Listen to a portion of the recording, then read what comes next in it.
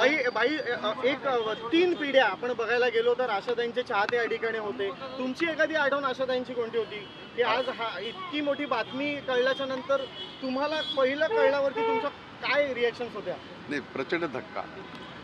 दीदींनंतर एक संगीतामध्ये आशा जिवंत होती.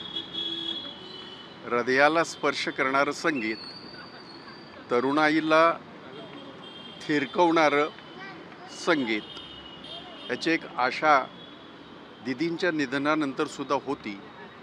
आज ती आशा मावळली. निसर्गाचा नियम आहे तो. वयाच्या 92व्या वर्षी त्यांनी आपला देह इथे ठेवलेला आहे, परंतु त्यांच्या नुसत्या आठवणी नाही, त्यांच्या संगीतातल्या उत्तुंग कामगिरीच्या आठवणी सर्व संगीत प्रेमिकांच्या, देशभराच्याच नव्हे तर जगभराच्या संगीतप्रेमींच्या हृदयामध्ये कायमस्वरूपी राहतील याच्याबद्दल माझ्या मनामध्ये अजिबात शंका नाही. आपण एक म्हणालात की भाई तुम्हाला काही आठवणी, अशा अनेक आठवणी आहेत की राजकारणाच्या पलीकडे जाऊन जे काही संबंध होते त्या संबंधांमुळे आशाताईंबरोबर अनेक वेळेला माझ्या भेटी झाल्या.